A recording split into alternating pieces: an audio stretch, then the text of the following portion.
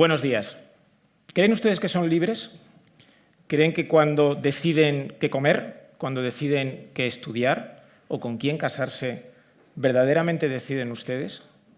¿O es el cerebro el que determina absolutamente todo lo que hacemos, todo lo que decidimos, y luego tenemos una sensación de libertad que es tan solo una ilusión? ¿Por qué algunos neurocientíficos y algunos divulgadores están diciendo que en realidad el libre albedrío no existe? ¿En qué se basan? ¿Cuáles son sus pruebas? El problema no es nuevo. Desde la antigüedad, la discusión filosófica va en el sentido de decir que si todo tiene que tener una causa física, no puede haber libertad. Esta frase tan dura se puede romper de dos maneras. Los compatibilistas piensan que aún así queda un cierto resquicio para la libertad.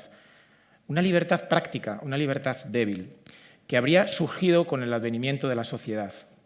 Pero ese libre albedrío débil es un determinismo maquillado, no nos gusta. Los libertarios, por su parte, vienen a decir que habrá que encontrar algo que no tenga una causa física. ¿En qué se basan, qué experimentos han hecho los neurocientíficos que están desentrañando lo que es el cerebro humano? Dicen, todo lo que pensamos, todo lo que sentimos, todo lo que recordamos tiene una base física. Cuando lo hacemos, redes neuronales en nuestro cerebro se disparan. Neuronas que en conjunto contienen pensamientos, sentimientos y emociones. Además, cuando tenemos que decidir hay muchas ideas que surgen en nuestra cabeza sin nuestro control. Y muchas veces la selección de alternativas también parece inconsciente. Y al final, cuando finalmente decidimos qué hacer, muchas veces parece que no hay causa alguna que nos ha llevado a tomar esa decisión. ¿Qué experimentos se han hecho para estudiar los procesos de decisión? Siempre procesos muy sencillos. Vamos a mencionar el de Libet, que es de los años 80, por su importancia histórica, aunque es un experimento muy sesgado. Lo que hizo Libet fue estudiar la actividad eléctrica del cerebro cuando las personas tomaban una decisión muy sencilla, levantar una mano. Y observó que hasta medio segundo antes de que la persona dijera que había tomado la decisión, el cerebro ya estaba en acción. Para muchos esto era una idea de que en realidad la decisión se estaba fraguando inconscientemente y después entraba en nuestra consciencia, dándonos esa sensación de libertad. Actualmente se utiliza la técnica de la resonancia magnética funcional, mucho más precisa. Es una técnica de imagen que nos permite ver el cerebro en acción. Estudiamos las partes del cerebro iluminadas por un mayor aporte de oxígeno, que están en funcionamiento ante un estímulo. Haynes pidió a sus participantes que tomaran la decisión de pulsar un botón con el índice de la mano derecha o de la mano izquierda y observó su cerebro. El resultado fue impresionante. Hasta 7 segundos antes de que el sujeto reportara que había tomado la decisión de pulsar el botón, ya se observaba una actividad cerebral que en algunos casos era predictiva. Haynes sabía qué botón iba a pulsar, qué dedo iba a utilizar el sujeto antes de que él mismo fuera consciente. Para muchos esto fue un modelo de decisión válida, servía para cualquier decisión humana y demostraba que el libre albedrío era tan solo una ilusión. Hay más indicios, como por ejemplo los automatismos. Todos somos conscientes de que la mayoría de lo que hacemos a lo largo del día lo hacemos de forma automática. Son hábitos que hemos adquirido en el pasado y no los tenemos que pensar. O los condicionamientos, quien no reconoce que está condicionado por su educación, por sus genes, por su vida. Incluso hay personas enormemente condicionadas si son enfermos, enfermedades psiquiátricas. Los psicópatas son libres, les queda algo de libertad o están totalmente determinados. Frente a todo esto, nos podemos sentir desasosegados y nos preguntamos, ¿existe esperanza de libertad, de un libre albedrío fuerte de verdad? Y creemos que sí. Para empezar, desde el punto de vista filosófico, el emergentismo nos viene a dar una posible solución al problema de la causa. El emergentismo se opone al reduccionismo, al decir que los sistemas, cuando se hacen más complejos, tienen propiedades nuevas que son reales y que no se pueden explicar por las propiedades de sus partes. Pensemos en un animal pluricelular que tiene sistema digestivo, cuesta mucho explicarlo si simplemente nos dedicamos a hablar de las propiedades de sus células. Para algunos estas propiedades no son en realidad existentes, son un defecto del observador, nuestra pobre capacidad de cálculo y de sistematización. Pero para otros las propiedades son reales y en el ser humano tenemos una muy importante y que tiene mucho que ver con la libertad, la conciencia. Que sepamos, somos el único ser vivo que tiene autoconciencia. Y la autoconciencia podría ser una propiedad real con causación descendiente. Es decir, a través de nuestra conciencia podríamos modificar la arquitectura de nuestro cerebro. Y eso significa tomar decisiones y solventar el problema de la causa. Pero hay más. Desde la ciencia sabemos que desde 1927, cuando Werner Heisenberg enunció su principio de incertidumbre, el mundo no está totalmente determinado. El determinismo absoluto ya no es defendible. El indeterminismo nos dice que, por lo menos en el nivel subatómico, las partículas, cuando tienen que colapsar a uno de dos estados, no se puede saber a cuál van a colapsar. No es un problema de falta de cálculo o de observación, es que es indecidible, no se puede saber. Esos fenómenos se observan bien en los átomos, en las cosas muy pequeñas, pero no los percibimos en nuestro mundo a nuestra escala. ¿Podrán afectar los fenómenos de indeterminación los procesos biológicos? ¿Podrán afectar los procesos de sinapsis en el cerebro? Algunos piensan que sí. Por ejemplo, Peter See tiene un modelo denominado causalidad criterial, según el cual el disparo de las neuronas también está sujeto a la indeterminación. Y aunque no pudiéramos cambiar el resultado de una decisión del presente, sí podríamos modificar los requisitos que han hecho que esas neuronas se disparen. De manera que en el futuro la decisión puede tener un resultado diferente. Son modelos que plantean nuevos interrogantes, por ejemplo, cómo se produce esa amplificación, cómo sube ese fenómeno de indeterminación cuántica hasta el nivel biológico y cómo de alguna manera pierde su aleatoriedad. John Searle es un filósofo que desde hace algunos años ha abrazado la indeterminación cuántica como una puerta abierta a la libertad, porque él dice, es la única que tenemos. Según Searle hay dos hipótesis. Cuando decidimos, hay dos niveles, el nivel neurobiológico, lo que está sucediendo en nuestro cerebro, y el nivel de nuestra conciencia, lo que percibimos. Todos tenemos la sensación de que en la conciencia las cosas son discontinuas, es decir, que hay momentos en los que podemos tirar hacia un lado o tirar hacia otro. Pero dice Searle, si lo que está sucediendo en el nivel neurobiológico es un continuo, si es una concatenación de causas físicas una detrás de otra, como una maquinaria, en realidad eso está determinando nuestra conciencia y es tan solo una ilusión. Pero hay otra hipótesis de trabajo. Quizá en el nivel neurobiológico también hay discontinuidades y tienen que venir de los fenómenos cuánticos, de la indeterminación. Searle es consciente de que esto plantea estas dos grandes interrogantes, estos dos grandes desafíos, que es explicar cómo los procesos cuánticos ascienden hasta el nivel biológico. Y desde luego no queremos una libertad que pase de ser determinista a ser aleatoria. De alguna manera, en ese ascenso se tiene que conservar la indeterminación, pero perder la aleatoriedad. Lo que es cierto es que el cerebro cambia con la vida.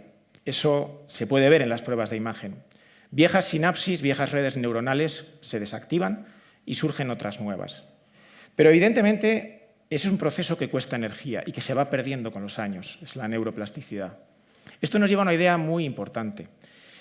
La libertad hay que trabajarla. No se tiene per se, ni todo el mundo tiene la misma.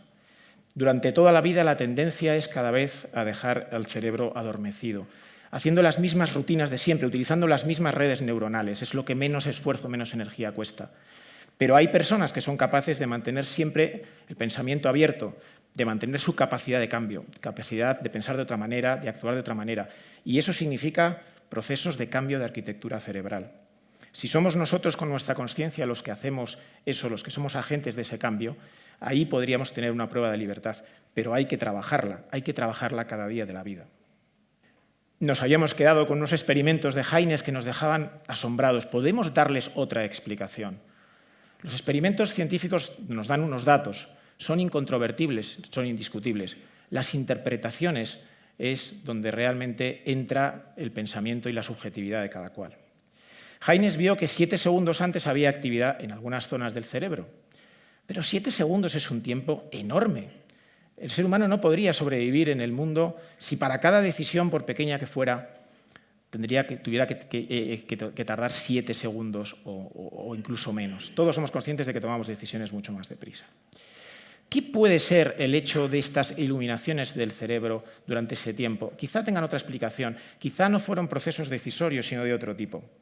A los que participaron en el experimento se les instruyó para no pensar en nada, pero eso es muy difícil. Algunas personas seguro que hicieron planes. Todos los que hemos jugado a pares y nones, a piedra, papel, tijera, sabemos que hacemos estrategias. Pensamos cuántas veces hemos hecho una cosa, cuántas veces la otra. Y aunque nos hayan entrenado en no pensar en nada, es muy difícil hacerlo. Quizá algunos de los participantes hicieron sus estrategias y precisamente las zonas que se iluminaron corresponden con zonas del cerebro que se utilizan para trazar planes y para grabarlos.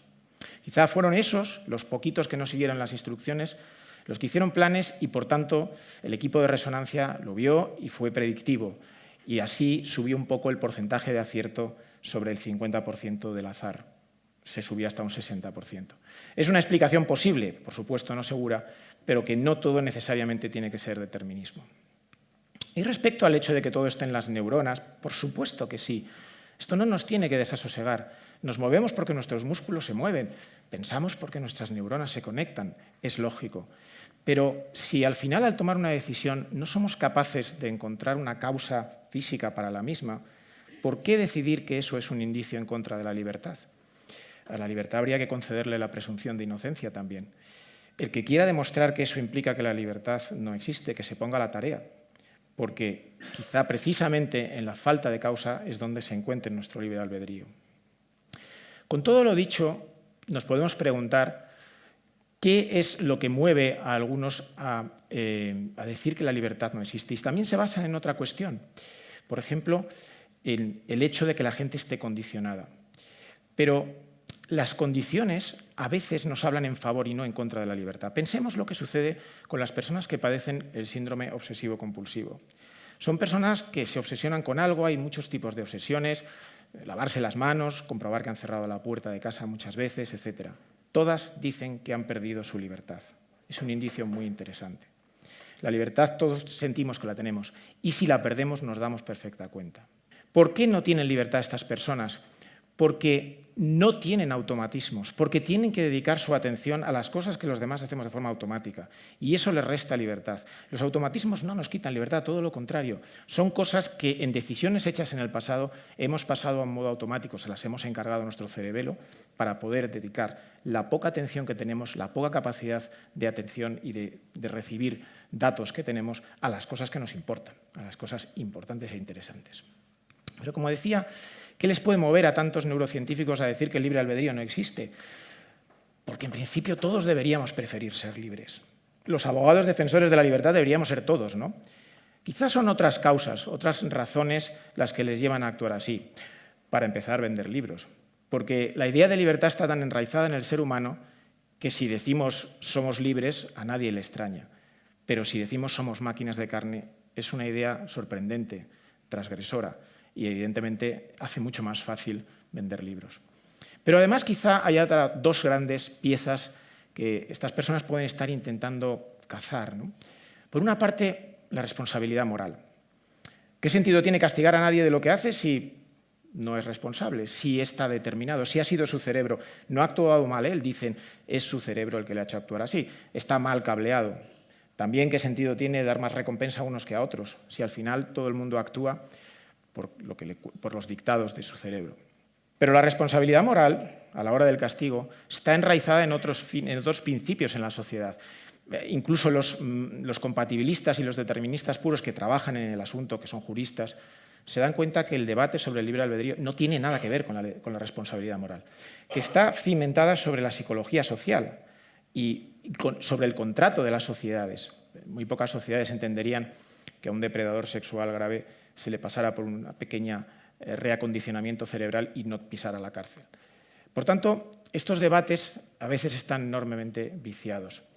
Quizá la otra cuestión que estas personas puedan intentar atacar son las religiones. Es evidente que para las grandes religiones pues no parece muy compatible que en este mundo exista un Dios bondadoso que nos haya situado en él y que en el fondo nos tratemos solamente de pequeños juguetes automáticos, ¿no? Pero en cualquier caso, como vemos, el mundo tiene dos grandes cosmovisiones. Por una parte, podemos pensar que todo es un conjunto de partículas sin pensamiento y sin sentido, que por algún motivo se van organizando en sistemas cada vez más complejos, hasta llegar a dar cosas como el propio ser humano. Por otra, la sensación de que somos seres racionales, inteligentes, que tenemos una vis ética, que tenemos una vis política y que somos libres y capaces de tomar decisiones. De momento no tenemos pruebas, no es verdad que la ciencia haya demostrado nada en este sentido, pero tenemos indicios, tenemos caminos abiertos, Tenemos el camino de la indeterminación cuántica, que nos abre esa puerta hacia el azar como condición necesaria, pero no suficiente para la libertad. Y tenemos desafíos. Tenemos que conseguir saber qué es la conciencia. Tenemos que conseguir ver cómo los fenómenos de indeterminación afectan a nuestro pensamiento y cómo se pierde la aleatoriedad. Pero tenemos más indicios de que todos sentimos la libertad y la sentimos desaparecer cuando enfermamos, cuando tenemos trastornos.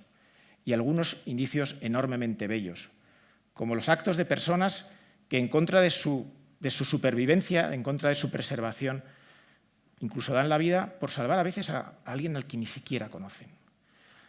Traigo esta foto de nuestro héroe del patinete, Ignacio Echeverría, que fue abatido a tiros por un terrorista en 2017 cuando intentaba salvar a una persona que no conocía. Para los deterministas fue un acto automático. No tuvo tiempo de deliberar, posiblemente cierto. Pero ¿por qué no pensar que realmente Ignacio en ese momento hacía un resumen de su vida entera? Toda una vida de decisiones para construir una serie de valores, una forma de pensar, una forma de entregarse a los demás. Y se preparó para poder resultar en esa decisión en aquel momento. Se preparó todos los años de su vida. Y no tuvo mucho que pensar, simplemente se lanzó y perdió su vida haciendo algo que cuesta mucho creer que ningún animal hiciera. El debate está abierto, los experimentos de la ciencia del futuro serán apasionantes, pero no nos resistiremos a pensar que el ser humano es un ser libre, con una libertad fuerte, porque la libertad humana es, en mi opinión, el valor más bello del ser humano. Muchas gracias.